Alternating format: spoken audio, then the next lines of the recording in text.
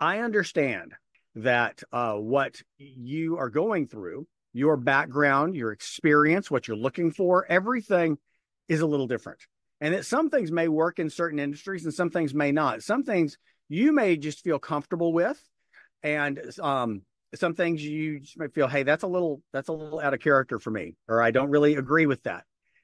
That's okay. I don't expect every single one of you to um, agree with or even use 100% of what I say or recommend today. What I do encourage is that you be open minded to the possibility of doing something different. Because again, I want you to take what works for you, take what you feel you want to try, and then, or what feels natural, and just discard the rest. Okay. Because the fact of the matter is, you're here for a reason, and what you've done up to this point ain't working. So that's why I want to give you something a little different to think about. And you have nothing to lose at this point. I want to talk to you for a second about, why you should listen to me on this. Okay. This is not the ego thing, but I understand I've done enough of these things and attended enough. You're here because you probably saw one of the initial videos that I did on job search and ageism. Very quickly, I've been in this space for better part of about 30 years. It started out with me writing the very first business book for Gen X back in my 20s, back in the 90s, called Job Smarts for 20 somethings. And when we were all being branded slackers and such, and we were young, dumb, and bulletproof. I was working in New York City, and I wrote a book that was kind of the antidote to that. And it went on to become a bestseller and led to a career for many, many years of working with some of the top companies in America on how do you hire these folks? And I've created programs for organizations like Southwest Airlines. I've worked with folks like American, Dell, many, many others, Price Waterhouse. And then that led me, and I've written 5 books. I've done all this and other books on careers. I wrote another book called Career Comeback. And that Random House did that. And that was about the emotional side of job loss and rejection. Because you know what? I don't care what you do. If you're blue collar, white collar, how much money you make, your education, we put a lot of our life into what we do as a career. And sometimes, whether it's through your own choice, through no fault of your own, whether you're fired, whether you're let go, whatever, it's difficult to come back from that. And so I have that experience. But I think one of the things that's most relevant to right now is that I spent well over a decade, about 15 years, as a top executive recruiter and headhunter. I was managing partner at one of the largest search firms in the country. I ran their national practice. I placed primarily senior executives for a large number of years, CEOs, CFOs. But then I started my own firm, and I placed staff positions, entry level positions, and more. I have been in the rooms. I have been in the boardrooms. I've been in the meetings. I've taken the requests. I know how things work through agencies, through in-house recruiters. I know what the hiring manager look for, and I know the dirty bits. And that's probably why you're here, is I'm not going to pull any punches. There's no bullshit here. Okay. Of the things that people are not supposed to say. Here's the deal. Okay. There's a way that things should work and are supposed to be. And then there's the way things really happen. Okay. Guess what, folks? We're not supposed, everybody should floss, should eat their vegetables, and should obey the speed limit. And guess what? They don't. Okay. It's the same way with hiring. Okay. And I had done a lot of coaching for a number of years. Now I run a thing called Advanced Adulting, and I help grown-ass adults navigate midlife and all the issues that impact us. Well, your career is a big one. The punchline on this is, several weeks ago, I participated in something on LinkedIn, and it was some of their editors had reached out to myself and several other people of, hey, what are some things that you can tell older job seekers to make it in the market today? And I waited before I chimed in, and I saw the answers, and they were just utter wishful thinking, Pollyanna bullshit. That's all there was. Okay.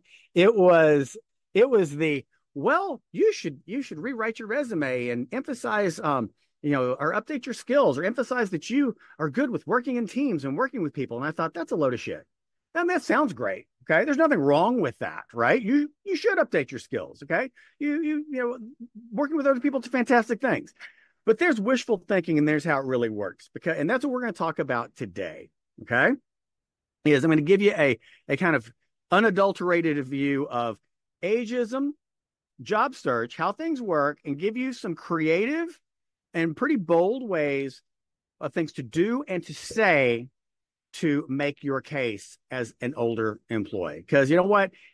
Things have changed. Okay. Technology is a huge part of it right now. We're going to talk a little bit about that, but I mean, I don't want to bury the lead on this. You can't beat technology. Okay. You can't beat it. Okay. There's ways to get noticed, but we're going to talk about how you can actually get in front of a human and what to do when you get in front of a human, because that's it. And some of these things, when I put some of these things out there to the folks in LinkedIn, their heads exploded because it's not playing by the rules. And here's the thing. I think that we, in your, whether you're Gen X, whether you're an early boomer or whatever, we're probably one of the last generations to really grow up following the rules. Okay. You do, hey, here's how you do what you're supposed to. You fill out the app, you do online, you do this, and you wait. And we're finding it doesn't work that way. So that's the story. That's where we're at. And I felt compelled to put something together. It's why I did the thing on YouTube, and why we're doing this course now, is to give some people an alternate way of thinking, because it just pained me to see people spinning their wheels with the, oh, well, I'll go rewrite my resume. I'll get this extra certification, and they get nowhere. Okay. There's no guarantee that this will work 100% for you, but it's a different way of thinking and a different way to try it. And I know that it works because I've not only done it, and I've experienced it on both sides. So anyway, that's the story. Let's start with ageism. Okay. We'll get that right out of the way.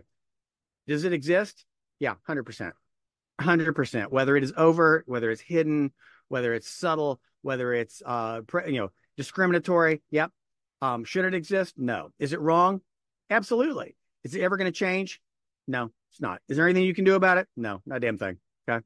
And that's another one of the things I bag on LinkedIn for, is there's a lot of, virtue signalers there. Well, we should try and embrace each other's and embrace the generations. Look, it's been going on this way for centuries. It's not going to change. When you're young, you think the people ahead of you are old, dumb, need to get out of the way. We were that way. Now that we're that way, it's just never going to change. But what we can do is take control of things. Okay. So the other thing I do want to say about ageism, though, is this, and we'll talk more about this more towards the end of the session, but is it a reflection on you, your abilities, your skills, your experience, or as you as a person? No. Age doesn't have a damn thing to do with it. Because you know what? Where your career is concerned, if you are unqualified, if you can't interview well, if you can't communicate, if you're an a-hole, it just doesn't matter if you're young or old. Age has nothing to do with it. All right. But there are some things that in how people look for employees, people to contribute to their organization. Again, the way it should be, but the way that it happens. And it doesn't make it right. And we can sit there and be frustrated by it and hope that it changes, but we're not. So what we can do is go smaller, go micro, and take it upon ourselves to see what works for us. Okay. So we're going to get into some tactics here. Is it my resume or certifications? Even in just the past few days and in putting this together, I would get a lot of comments of, well, I'm updating my resume, or that have questions about their resume, or, hey, I'm trying to get this additional certification and beef up my skills on that. And there's some industries where that is super important. If you're an IT worker, absolutely, you need to stay on top of certain things. But is that going to get you the job? No, not necessarily. I think that people put undue emphasis on an acquisition of skills, or more importantly, the redoing, and they feel that their resume, they put too much emphasis on their resume. Okay. Your resume can't suck, but the biggest thing is your resume and how you do it and how you format it or what you put in it to it means absolutely nothing if it's never seen. And it is rarely seen. That is the problem. Okay. Rarely seen. And in some cases, we can do something about that. In some cases, there's not a damn thing you can do about it. Okay. So, a couple of quick things on this. And again, this isn't a resume session, okay? But there are some key things. And as we put as part of this, if you send me your resume, I will look at it. I'll give it a quick once over as a recruiter would and tell you, give you my critique on that. Okay. And I'll send you another email about that. But right now, there are so many things. We feel keywords are huge. If you're dealing, let's talk technology and let's talk humans. So with technology, it's being screened by either an applicant tracking system, by AI, or something else. And the applicant tracking systems, and oftentimes, a person will never see it. I've tried with this. I've played this with so many different ways, even with my own resume and putting that out there. I'll apply for something at 2 a.m. I'll get the rejection letter 5 minutes later at 2 a.m. Okay. I'm sorry. What, you mean your crack staff on your HR team looked at it then?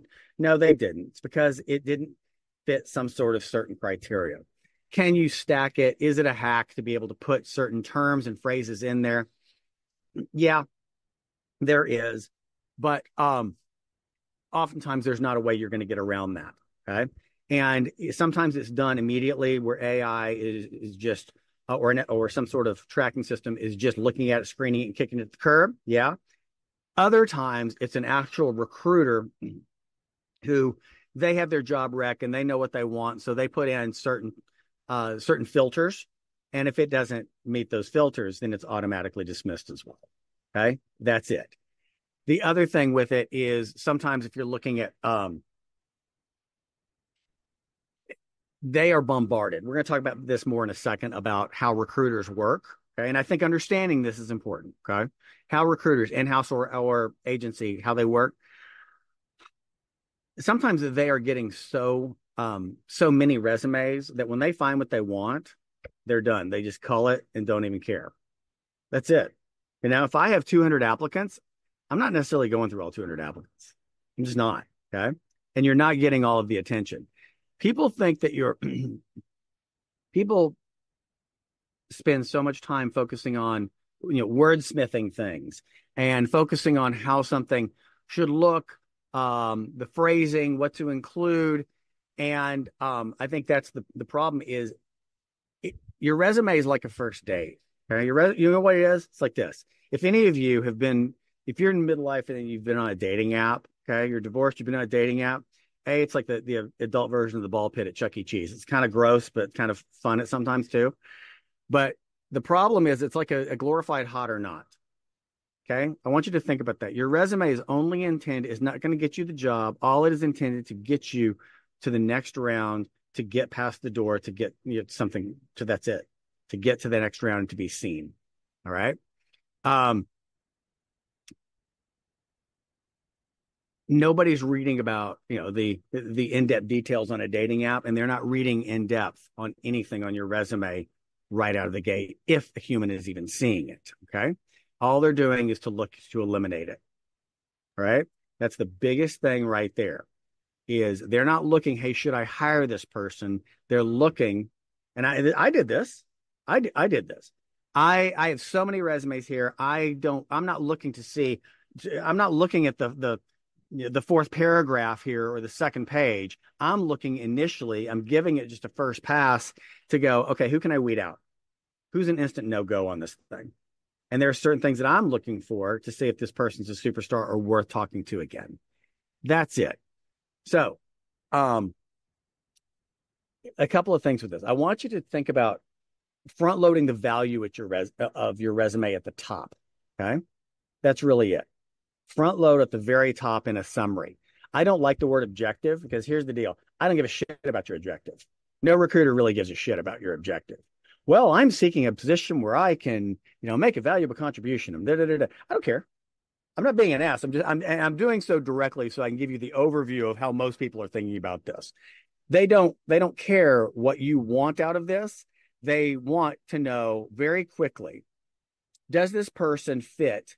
Are you I have a square peg, or square hole. I'm looking for a square peg. That is it, pure and simple. Square peg, square hole. Does it fit? And what can you bring for me on this? What have you done? What have you done that shows me you're a square peg, and how can it benefit me? I'm not interested in what your objectives are or what it can do for you right now. That's first go round, right? That's it. And so sometimes people think they put the good stuff, they put the meat down in the, their job before last is where they put the good stuff, and just never going to get seen. So that's why I say a summary or an executive summary up at top, hey, 20-year veteran in healthcare finance, done this, this, and this, raised this much money, oversaw this, led these teams, done this. And here's the other thing that's a very popular trend now, and I love it. They do this on LinkedIn now, but I do it on your resume. If you have experience with a big name company, okay, I'd put it right there. I wouldn't worry about or trust that they're going to make it to the halfway down your resume. I would say, if you worked for PricewaterhouseCoopers, you're a former Amazon person, you worked for Pepsi, whoever. If that's impressive, put it up there right at the beginning. Pepsi alum, okay, that type of thing, because that's really what they're looking for. I want you to think about it like this. I want you to think of Netflix, okay?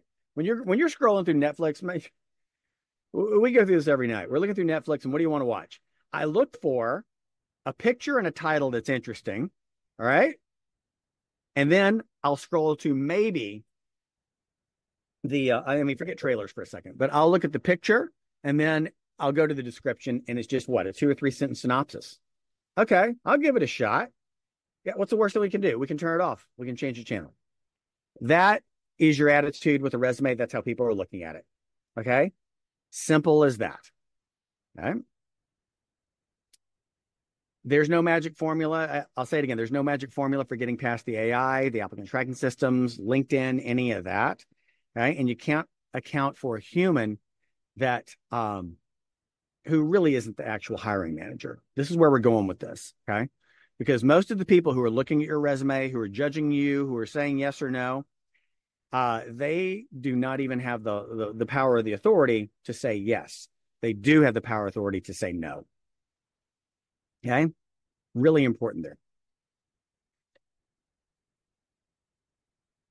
And so that's why you're going to want to take it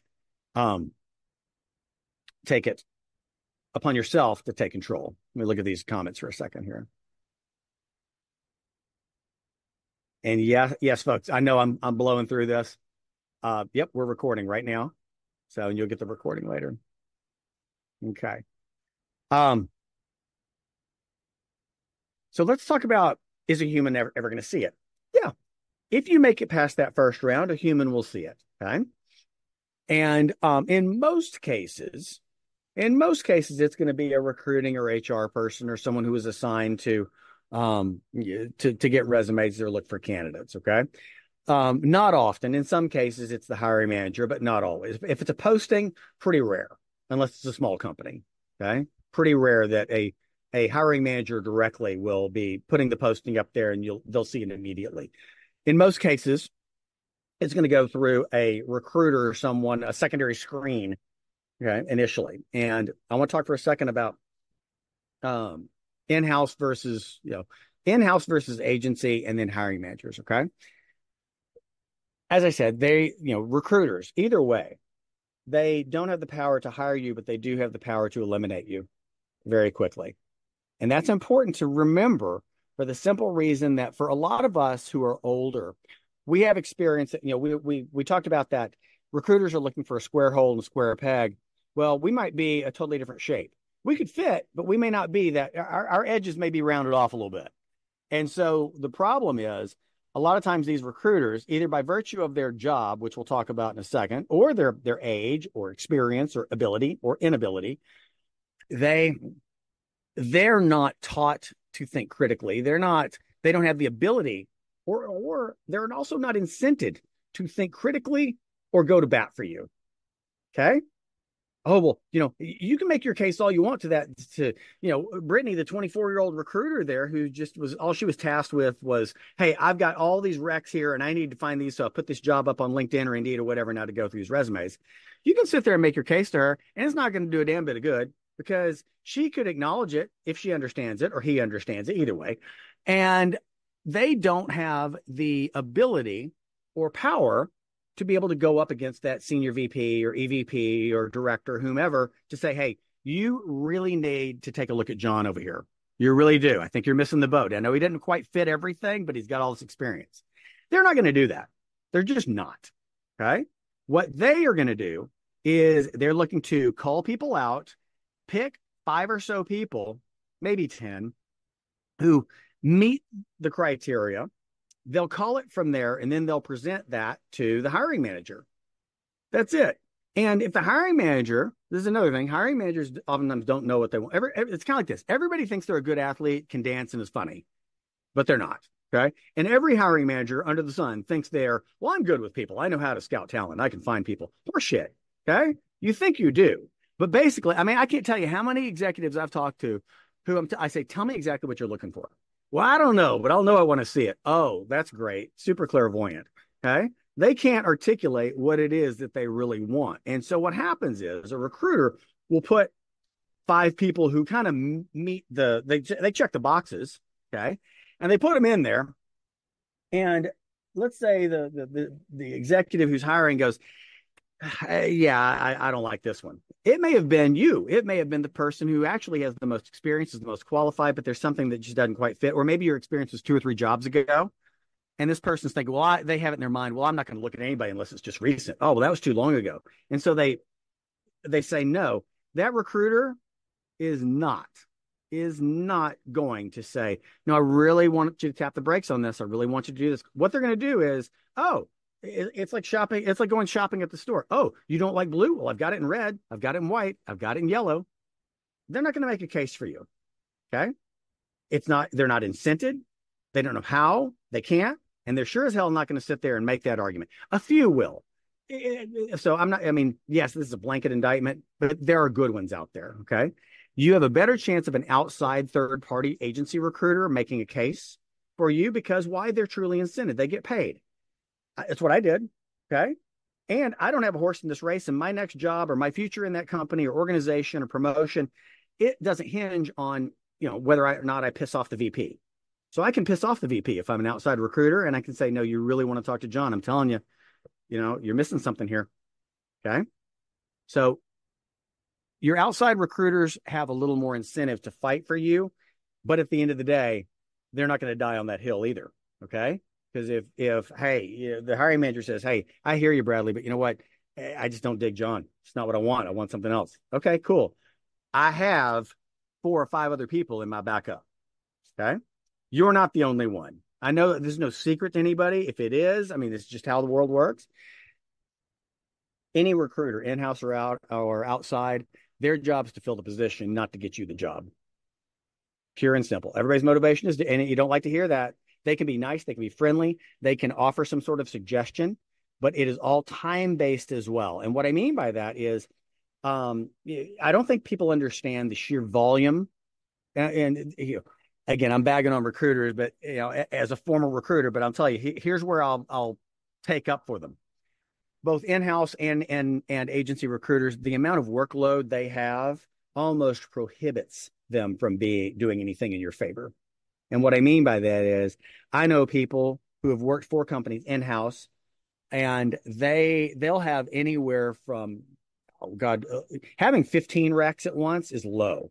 Usually it's 20, 30, sometimes 50 recs, job recs and openings that they're working at once. Okay. So I just got to fill them, and they're judged on how quickly they fill them, if they fill them. Okay. So it becomes a chop shop. It becomes a numbers game right then and there. Okay. Agency recruiters, it depends on what level you're at, what industry you're at. For more senior levels, like what I was dealing with, I deal with about 12 at a time. Okay. So I'm working 12 different positions at a time, and actively, I'd say probably 6 are in play, at any different stage. So something to think about there. All right.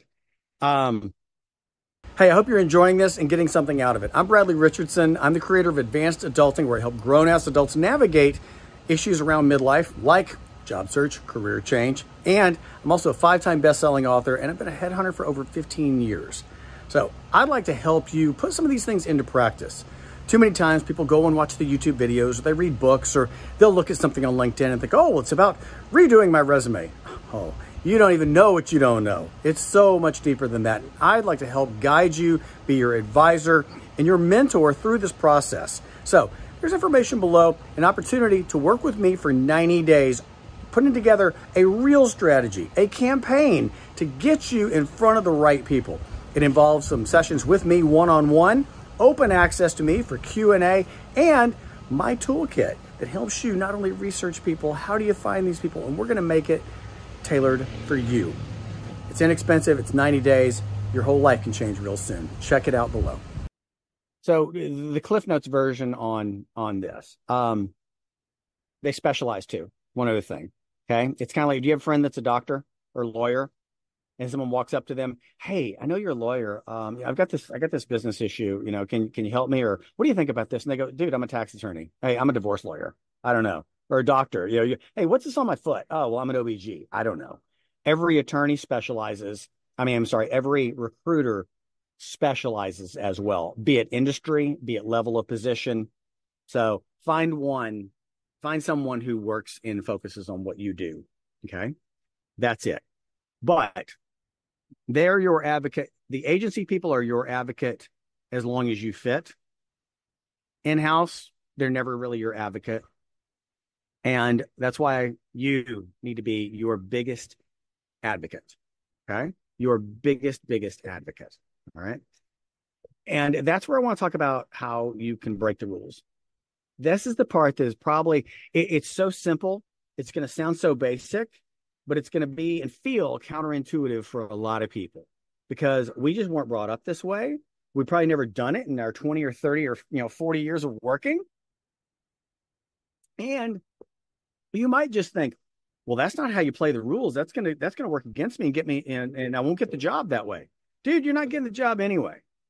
You're not getting it anyway. Okay, that's what I want you to understand here. Okay, I advocate doing both.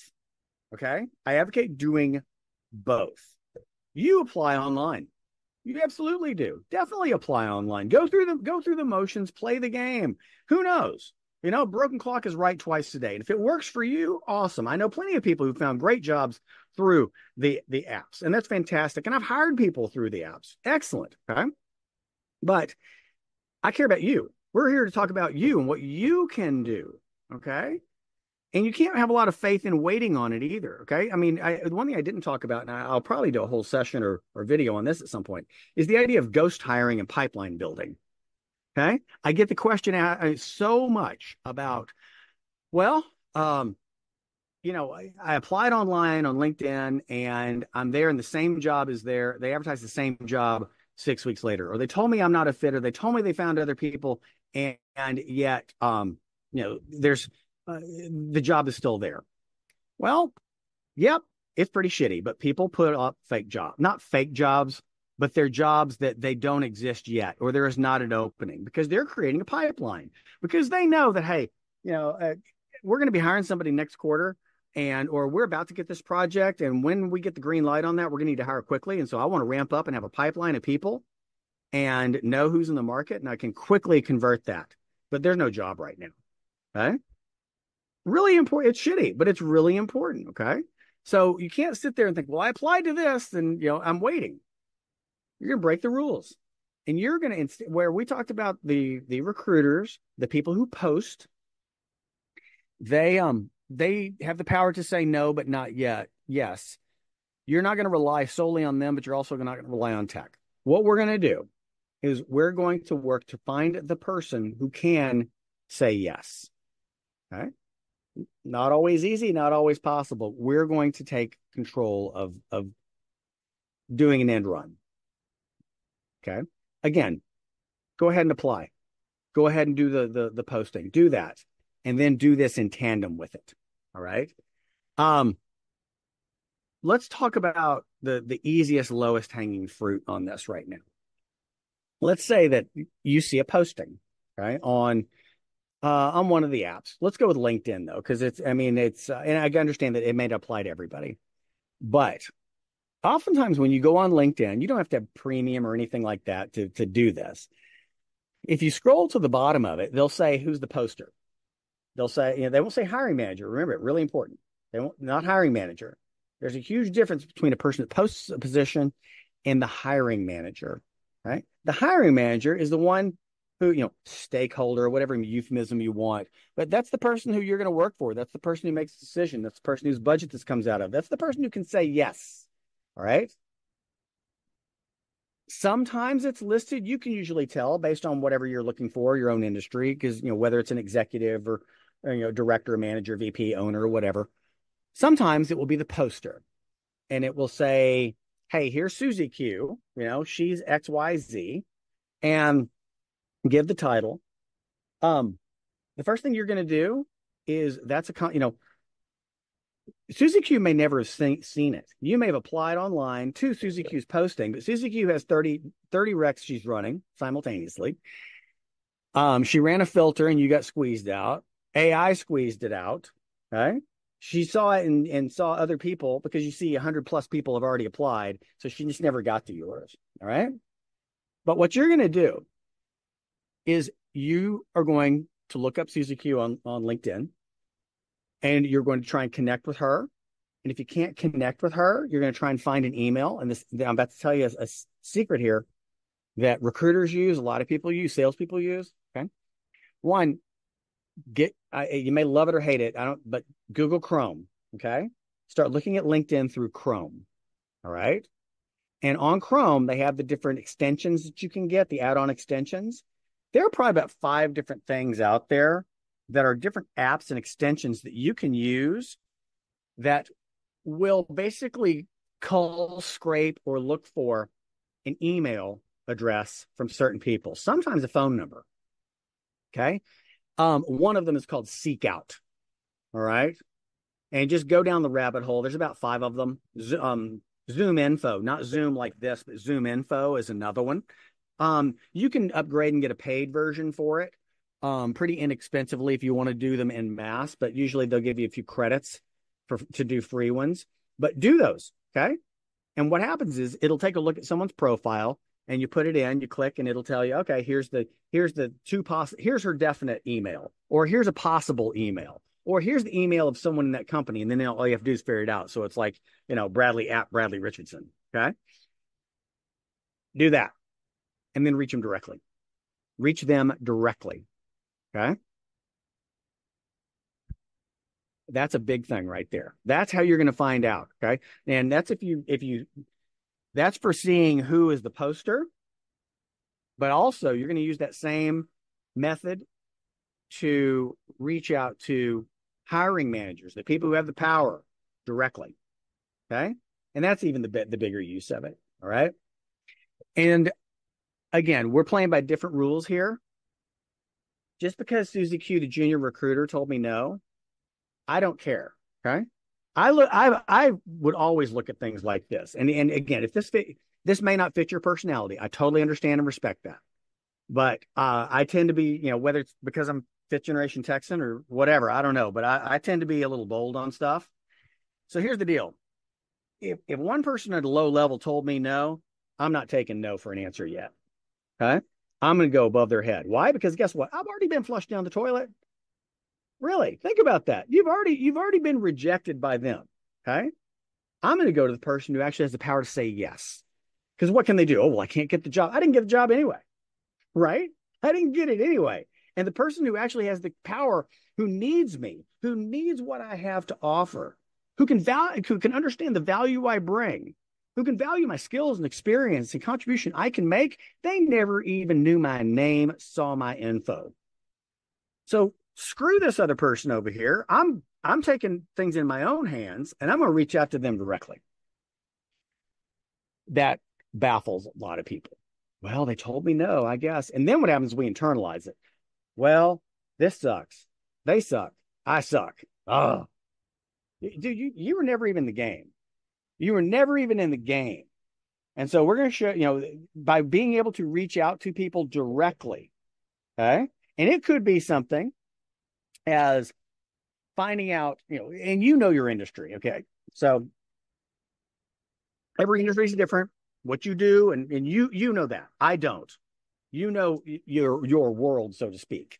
But that if you do this position, and it generally reports to the director of X or the VP of X or the manager of X, you then go on LinkedIn, look up those titles, look up that company, look up those titles, find out who that person is, reach out to them directly, reach out to them via email, reach out to them via site, however you can.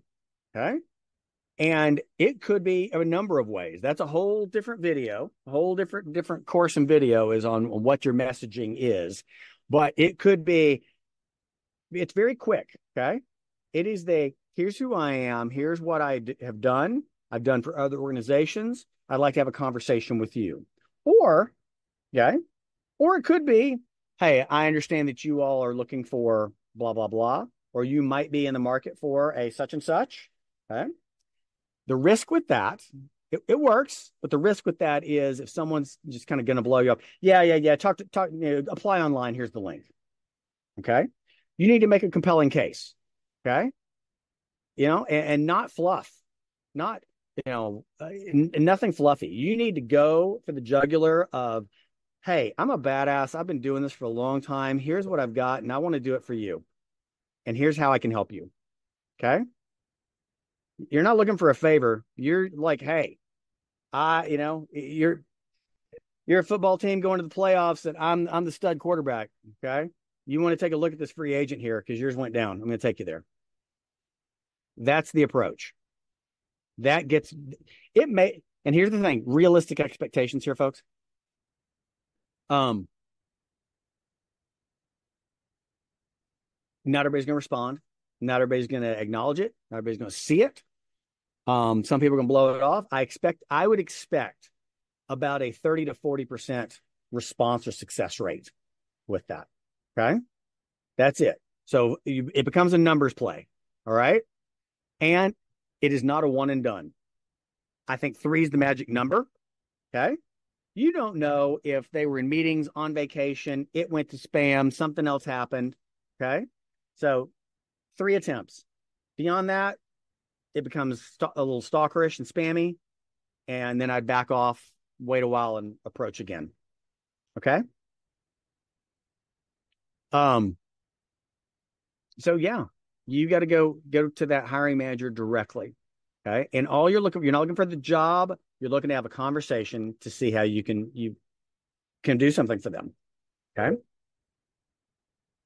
And, like I said, this is not following the rules at all. It is not what a lot of us think of because, well, we apply and we wait. You're going to be waiting a while. Do it. Okay. It's like this. You know what? It's the difference between buying a lotto ticket and going, hey, if I win, that's awesome. Versus my retirement plan is I go to the 7-Eleven and pick up lotto tickets every day. Okay. Big difference. Okay. You prepare for both. Okay. But this way, at least you know that you have taken control of it. And when you get somebody too, hey, I don't know if you may not be the right person. Okay. But who would? Who would be the right person? Who would it be smart for me to talk to? All right. Those things.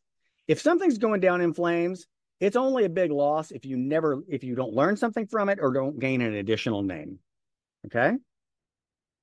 That's it. So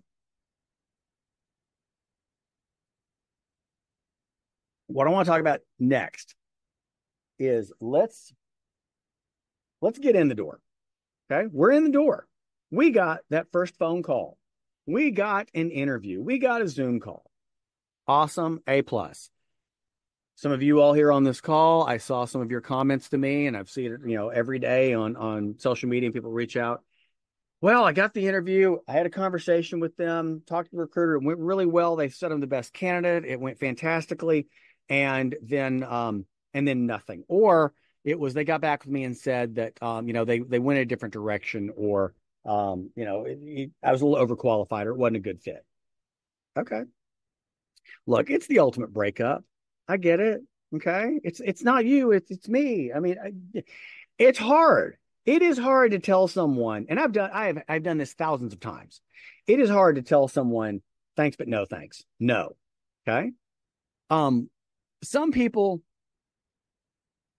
let's talk personally for a second. Then I want to talk about specifically about what you can say. But look, there's a couple of reasons why people don't tell you the truth or tell you everything. Okay. Number one, sometimes people are spineless. Sometimes people, well, let's talk ghosting first. Okay. Why? Because I'd rather hear a shitty excuse than nothing. Okay. I'd rather hear the worst, the BS thing in the world than just crickets. Okay. But you're going to hear crickets sometimes. Okay. You're going to hear crickets sometimes. And, you can't take that personally. They do that because they're either just overworked, overwhelmed. They just are unprofessional. There's not much you can do about it. I do recommend, since you're, taking control of things and reaching out. Hey, where do we stand on this? If you have not gotten the standard thanks but no thanks, we wish you luck in your search. After a while, I'd reach out to that recruiter directly. Because here's the other thing, and I've hired people this way. Hey, I have so much going on. I'm working so many different recs. I got so many things going on, so many things in process that, you know what? That job search that I'm working on, that's your job search, man, it slowed down and I forgot about it, but I need to pick it up again. And, I've had people who called me up and say, hey, I don't know if you're still working on this. I sent you my resume, but and I'm sure you get hundreds. I don't expect you to remember, but where are you on this? And would you take a look at this?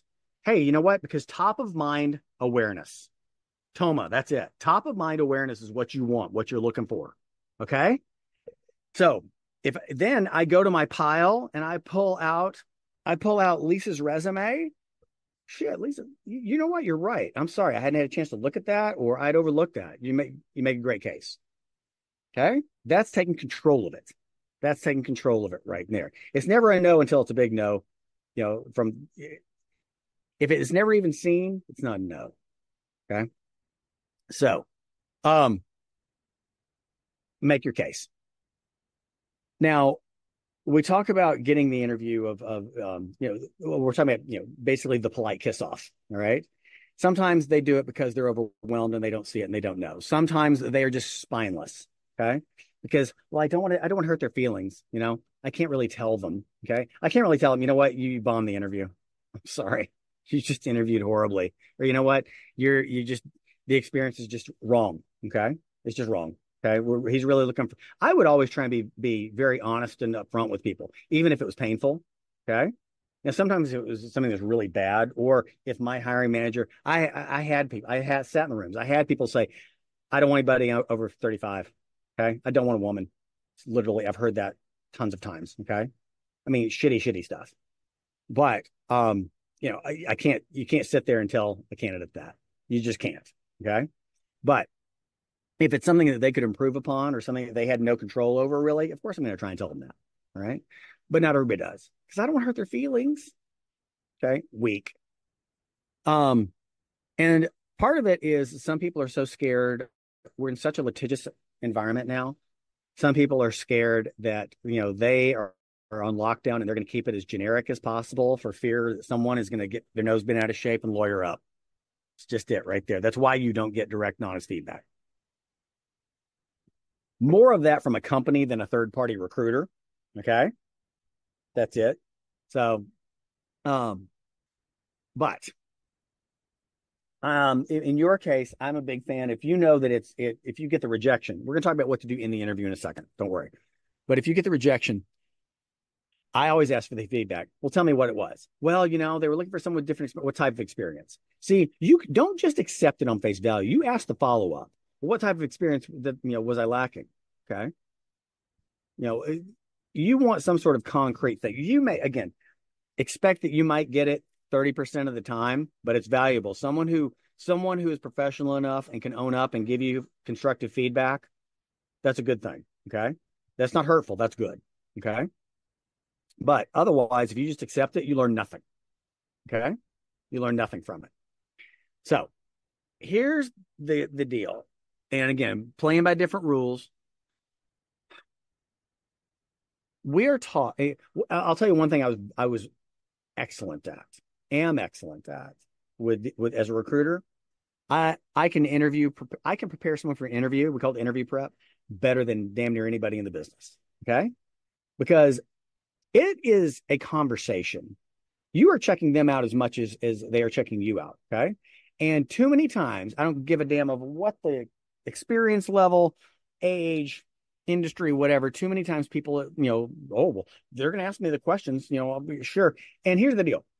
Most interviewers suck. Most interviewers are horrible. Okay. Well, I'm going to read this list. Tell me, I'm going to ask you these specific questions, or even hiring managers who think they're good at it. They really don't know. So here's the deal. You, and this is bold, okay? But I'm going to give you a series of questions that you need to ask, okay? And you need to ask these inevitably. Every stupid interview, no matter how shitty they are, interviewers are going to go. So thanks, Frank. Do you have any questions? They wait till the end, and you're like, oh, and you ask some stupid question at the end that really has no bearing on anything after you screwed up the interview. Okay. I say you take control and you start asking you start asking certain questions ahead of time. For example, they say, hey, Bradley, thanks for being here, blah, blah, blah, blah. Great. Let me ask you this. Great. And you can say, hey, that's fantastic, because I have some questions, things I'd love to know about you. And you start asking. Okay. I'm going to roll through a few of these. Remember, we're recording this. Okay. We're recording this. Okay. And there are plenty of others, but things I want you to think of. Okay. Hey, tell me, how long has this position been open? Okay. Why is it open? Okay. Why is it open? What happened to the person who was in it before? All right. How urgent is it that you fill this position? Okay. What's your time frame? Well, we're actively recruiting, right? Don't let them give you bullshit. Okay. How urgent is it? Okay. Well, what do you mean? What happens if you don't get it filled in time? Okay. What happens if you don't get it filled? What if this job goes empty for 90 days? What happens if you get the wrong person in this role? Okay. Meaning, like, what are the costs? What are the impact of you not filling this role? Or are you putting the wrong person in on it? Okay. Tell me, because here's the thing, fit is such a word. Fit is such a bullshit euphemism. Hey, tell me, and I'd actually lead with this.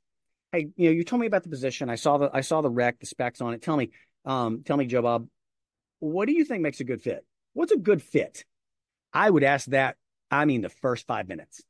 Okay. Tell me what you're really looking for. And they'll give you we're looking for a team player. We're looking for someone who works well, all this bullshit. Okay. Yeah. Look, and I'd be direct. Hey, look, I understand. I wouldn't be sitting here in front of you or talking with you right now if I didn't have the skills, if I didn't have the basic levels right there. Okay. This conversation is happening so we can see if we're going to be a good fit and we're going to go to the next level here. But you tell me this, what is it you're really looking for? Okay. And they may give you some specs or some of the bullshit stuff. But then what you're going to do is you go, okay, so tell me, what's a good fit? Fit is important. This is specifically for us old people. Fit. Tell me how you define fit. What's a good fit here? Well, again, someone who works well with others. No. I want to know specifically in your culture, in this position, what are you looking for in the right fit? You're the one critiquing this. Tell me what's a good fit. Why you're doing this is a couple of reasons. And I have a ton more things we're going to talk about. But why you're doing that is because I want to hear what you think a good fit is, because hopefully I'm fast enough on my feet so I can then start to talk about in the course of the interview why I'm a good fit. And I'm going to be talking about and tailoring my answers and my skills and my experience to what you have already told me is a good fit. Is that manipulative? You're damn right it is. And that's what we're trying to do here, so you can make your best case and not just be on autopilot answering what they think. You're taking control of it. Tell me what you think a good fit is. And so later, when we wrap up this interview, right, you're going to ask them, how do you think I'm a fit? See where I'm going with this? Okay. You're teeing them up. So they can't come back and say, well, you're not a good fit. You told me in the interview I'm a good fit. You told me by everything out there, you're looking for this fit, and here's exactly where I'm at. Okay. That's how you're going to beat ageism on this. All right. Because you're going to get their answers and you're going to tailor everything that you legitimately, truly, that you are. Okay. So here we go. We're going to go some more. What makes a good fit? What's a good fit? Why is it important? What's getting the wrong person? And why I ask, why is it, what the impact of getting the wrong person in there? Well, you might just be overqualified. I'm teeing you up. I am setting you up right there for when you tell me later, well, you might be overqualified. You've got a lot of experience. So you're telling me that this is important. It's an urgent position and it's critical that it be filled, right? So wouldn't you want the person with the most experience in that job? Oh, so there's a risk.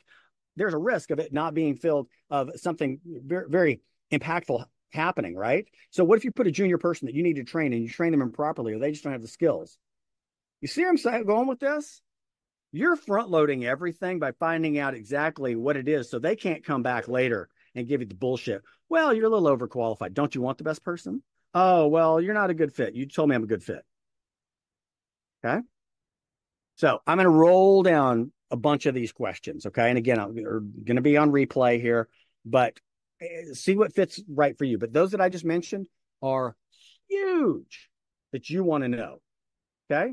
Because what they let you do is make your case, make a good, legitimate argument and business case, and also call bullshit on the other. All right. So here it is. Hey, what makes a good fit? Specifics. Oh, okay. At the end. So do you think I'm a good fit? This is the end. So based on that, based on our conversation, do you think I'd be a good fit here? Well, I can't tell. Okay, because even if they hee-haw around with it, we're gonna come back to that in a second. So why do you think I'd be a good fit? Oh, okay. Well, I think you'd fit in with the team. I think you've got experience, but okay, you hear the good stuff and you go, if they don't, okay, why not? Tell me why you don't think it'd be a good fit. Well, no, tell me. Here's the thing. There's a huge punchline on this. The moment you hang up that phone, the moment you get off that Zoom call, the moment you leave that office, you never have a chance to make your case again. And they are going to make every preconceived notion and assumption about you, and you not a damn thing you can do about it. So that is why I say be annoying, be obnoxious, be direct, and make your case right there in that room. Because guess what? You need to fight for yourself like you are the third monkey on Noah's Ark, and it is starting to rain. Okay? Because the moment it's gone, not a damn thing you can do about it. No one's going to make your case but you. All right. So, more questions. Let's see. Oh, okay. Why do you think I'm a good fit? Why not? Oh, here. Well, let's address that. Let's address that right now. Why? Okay. Let me talk about it. Well, I don't, and they may hee-haw around about it. Okay. They may hee-haw around about it. And I think that you talk about it right then and there. Okay, just we talk about it. That is yes, the monkeys. Here's your case. Okay, so I'm going to roll through some more of these. All right. Well, let's address that right now. Okay. What about me do you like? What about me do you like? Okay. What makes you think I'm going to be a good fit here? Okay. Why did you choose to interview me? Okay. Why did you choose to interview me right now, and consider me for this role? What you want is you want them saying the good things about what they like about you and what's positive, right? And basically acknowledging and agreeing that you'd be a good fit, that you fit the role. Okay, that's it. If the other is, hey, what scares you about hiring me? Well, that's a big one, huge. Okay, what scares you about hiring me, or what concerns you? You may have to ask this a couple of different ways and give them some room here, because some people are going to be so weak. They're going to go, well, I don't know. I mean, nothing. I'll have to see. No, this is where you're going to nail it with the ageism thing. Okay. Because here's the thing. All of us know our weaknesses. All of us do. Okay. I would tell people this, that I would put up for positions all the time, whether, I know their weaknesses. I know what their blind spots are. And so anybody else is going to see it too. Remember, the moment you leave, they're thinking it. They're just not saying it. Okay. And someone here said, hey, the interview ends and they said, well, we'll get back to you. Okay. You will not have another chance. Okay. You will not have another chance until it's right there. Okay.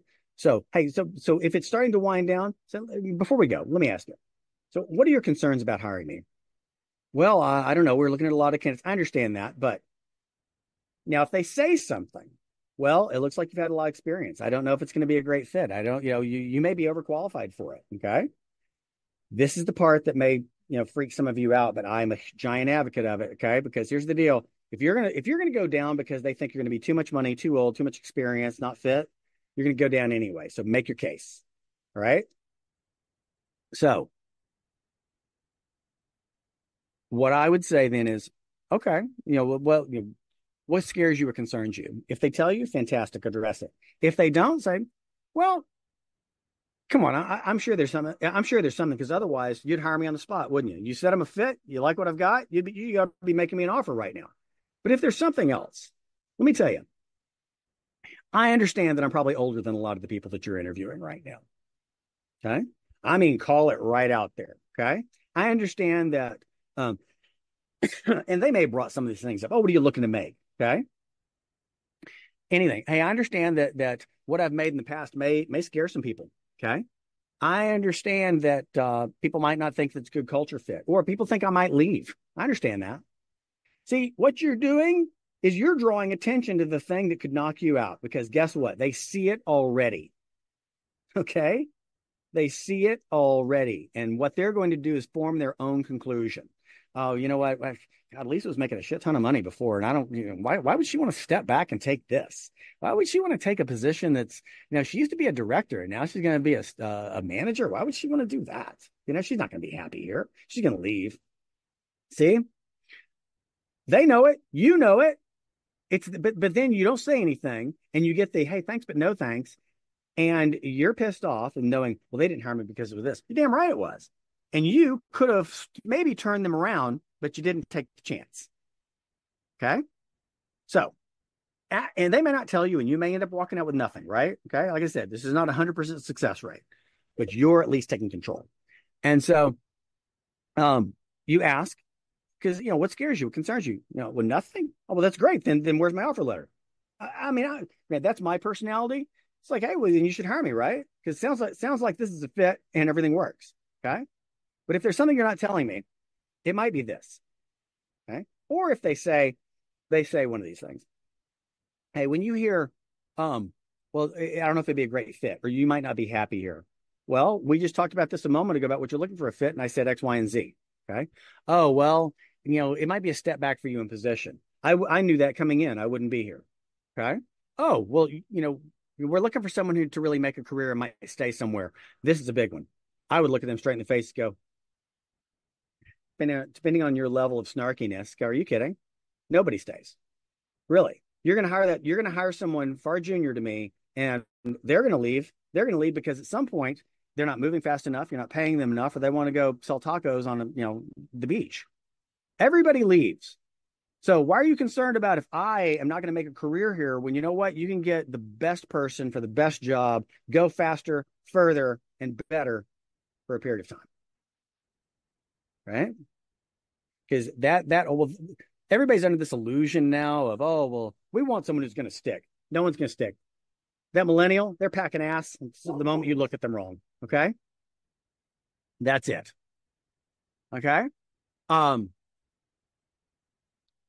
You're overqualified. We're looking for somebody a little bit junior. Mark my words. So you're telling me you don't want the best person for the job. Is that it? So you're telling me you don't want someone who can come in and do that better, more effectively, faster. You're telling me there's a critical position and you don't want that. Okay. So those are different ways to address that. Okay.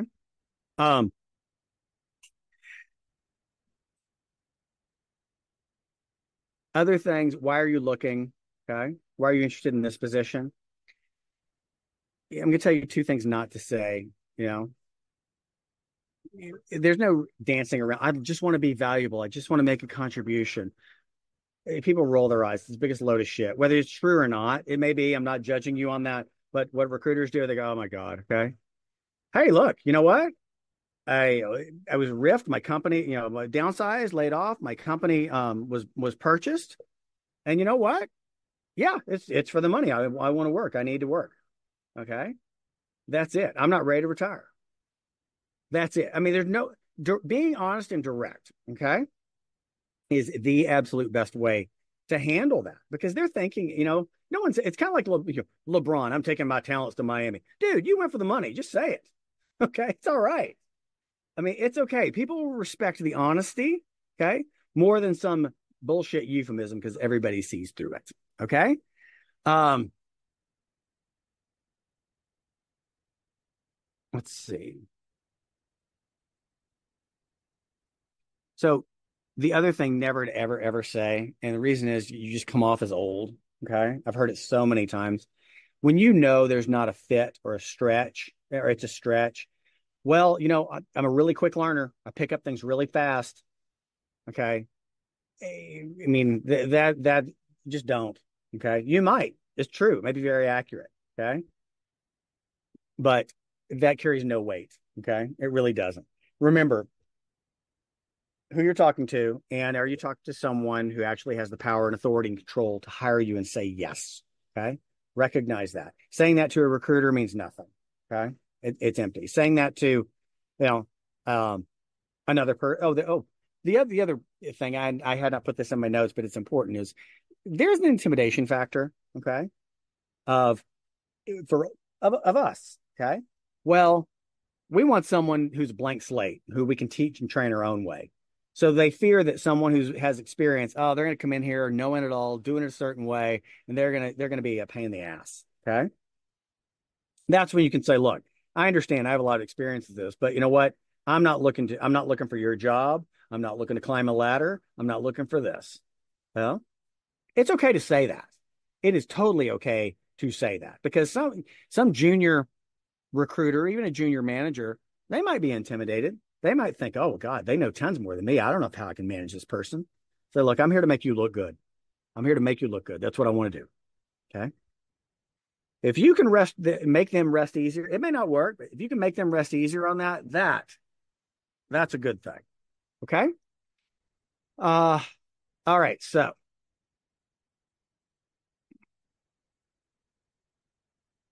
they also might ask questions like, hey, so how can you handle, are you okay? Are you comfortable? How can you handle working with a younger manager, someone who's a lot younger than you? Okay.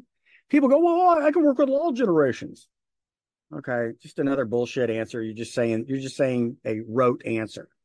The best answer on that, though, is look, a good leader is a good leader. That's it. Good leader is a good leader.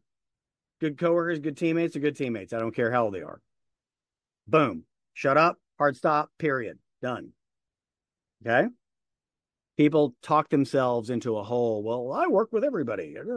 Look, I follow good leaders, no matter what they are. Okay. That's a big one right there. People overtalk that answer a lot. Okay. Well, you may not have anything in common with them. Maybe not, but we have a job, don't we? Our objective is to X, Y, and Z, whatever you do. Okay. Good ideas come from anywhere. I'd take that approach. Okay. Otherwise, you'll talk yourself into a hole. Okay. So the rejection letter. Okay. If you'd actually had a conversation with somebody, I think it's entirely okay. You may, again, 30% success rate, okay, is your expectation. But I think you make the call to the hiring manager or to the recruiter, okay? Hey, thanks. I understand. Is there any feedback, or tell me what the issue was? Okay. Tell me what I can improve upon. Again, good ones may say, hey, it was just this, or hey, they just wanted something. And sometimes it is true. They just want something else. Sometimes a hiring manager just has it in their mind. They only want X, Y, or Z. You didn't fit it. Sometimes, here's the thing. Sometimes it is truly personality. Okay. Oh, well, you didn't want the best person? Nope. I hired CFOs in the healthcare industry. Okay. And I remember vividly, there were two people. I sent in two folks for final interviews, for the CEO role at a big hospital. And the guy who actually had the most experience, okay, the CEO goes, nope, he's out. I go, really? I thought he was fantastic. He goes, yeah. But did you hear the guy laugh? I go, what do you mean? He goes, he laughs like a clown. Okay. I would want to kill this guy in 3 weeks because I cannot survive hearing this guy and working with him all day. Is that right, wrong, good, bad? It just is. Okay. That's where fit is concerned. Okay. Because get fit sometimes is I just get the ick from this person. I just don't like that person. They reminded me of my ex-wife. Sorry, I'm just not going to deal with it. Shitty, but that happens. Okay, you got to remind them from someone from high school. It doesn't matter, and that is not right, but that's how it is. Okay, so sometimes it truly is not a good fit. Okay, but you want to take your best shot. And that's an interview thing. That doesn't matter if you're 24 or 54. Okay. So, but you want to take your best shot at making your case for you, because here's the thing, folks. Nobody upon nobody will toot your horn the loudest or be your biggest advocate, fan, or cheerleader but you. Okay. That's it. And you have a limited window of opportunity to do that. Okay. Now, I want to move to this. And this is just a hard part about our age and the market right now. I know a lot of you want a full-time position. You want to work, okay? You want to work and you want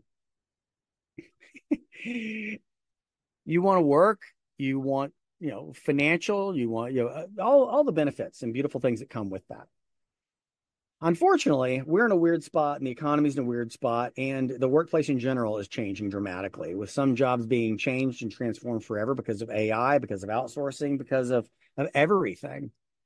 And there was just an article that came out recently talking from Korn Ferry, the largest search firm on the planet, talking about how Gen X, are we the new unemployables?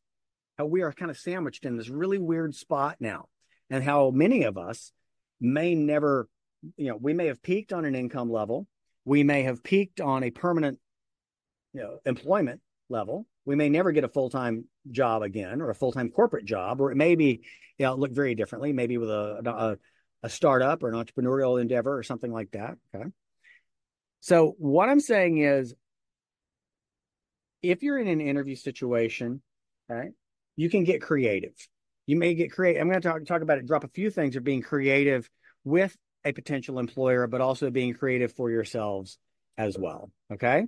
And that is, and I know some people don't like doing, I hope you get full-time work with an employer, but be open to the fact that the nature of work now might look like a true gig economy. It might look like you are on a series of contracts, a series of projects, a series of part-timers. Okay. Offer yourself up to that. Okay. Because again, hey, that employer, they're wanting such and such. Let's say that you are talking with a company and they make that case of, oh, we want somebody a little junior, but you know what? Hey, junior may not cut it, or your workload may be so big, or you may have new clients or whatever that, hey, I understand. I didn't get the full-time gig, but you want me to come. It's kind of like, I use the sports analogy on this. It's kind of like, again, going to the playoffs. Why right before the playoffs, they have the trade deadline in basketball or football or some things, and they are going to go hire some badass veteran for a short period of time for that season to take them to the playoffs and use their experience. Offer it. Okay. If you don't get the full-time gig, offer it on a contract, consulting, project basis. Okay. Because it's work, and work's work. And that may be what you did. And someone here they prefer contract projects. Contract. Look, there's a friend of mine who he made 2.5 times what he did as a corporate employee doing contracts. Okay. His wife didn't like the up and down of it. So he went back and, made 2/3 less as a corporate employee. Bottom line is, I'm here to help you make your case for getting the work that you want. Okay. But the fact of the matter is, we live in a time now where work may look very, very differently. Okay. That's it. And that's a hard one to do, because change sucks. Change is no fun. Okay. But the other is this: multiple revenue streams. Okay. Just open your eyes up to multiple revenue streams, whether it is multiple projects, multiple contracts, or things that are totally different as well. Okay. So that mindset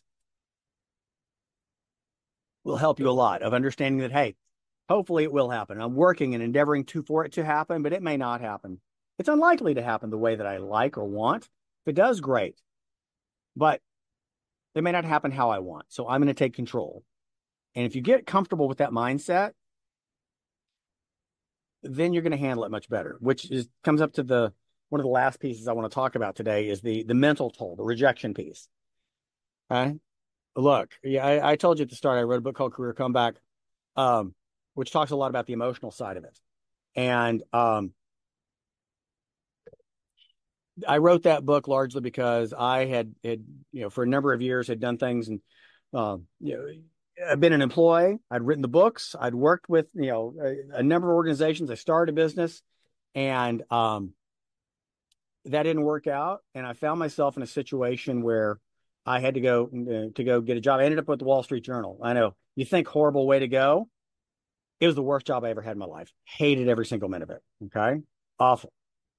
But the thing was, I had wrapped so much of myself up into finding a job and what it meant to my self-worth and my identity and my self-esteem, and getting told no, or told, oh, well, you've done this. I don't know if you can do that. It can be crippling. I get it. And especially now when it's so impersonal, given, email and the apps and all of that. Here's the one thing I want you to say or to think about. When this happens, your first response, whether it is your second rejection or your 200th rejection, it is perfectly natural. And you should go through the cycle. It's kind of like grief of thinking, this sucks. They suck. Life sucks. I must suck. Okay. I want you to remember, and that's why I want you to go back and play this. Realize that an overwhelming majority of the time, no one even saw your info. Okay? That's a this sucks deal. But it surely does not mean that you suck. And I don't want you to think that. I don't want you to embrace that at all. Because it's tough when you think, oh, I got rejected. No, you did not. No one even saw it. Okay? No, it was lost in the fray. Okay? You have a lot to offer. You have a track record of success and offering people something. You now, with these tools, are going to take control of your situation. And not everything works out. Okay? It's like this. I'm a giant race fan. Okay? Yep. Love me some NASCAR. You know what's important? The only lap you need to win, you don't need to lead all the laps in the race. You need to lead the last lap. That's it. You only give a shit about one. Okay? All you're looking for is that one. Okay?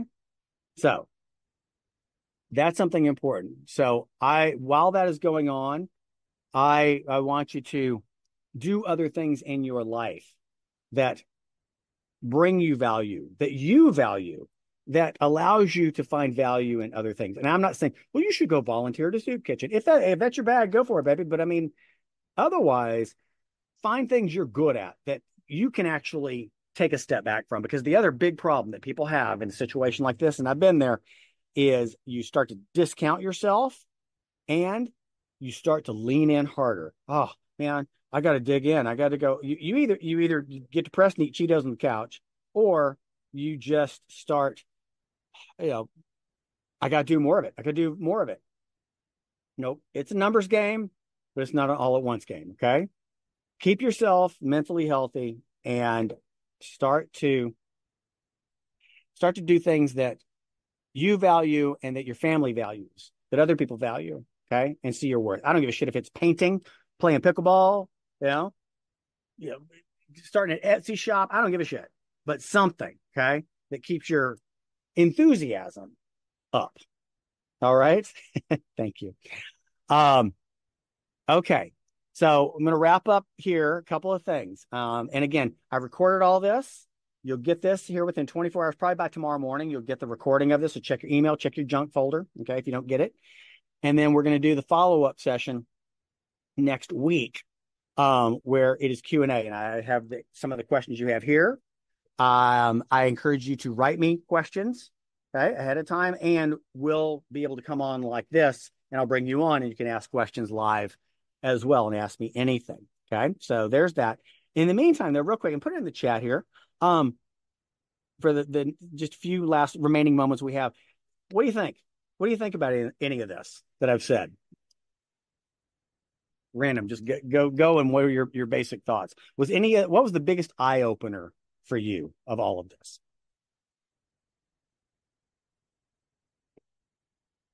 Or most important thing that you learned?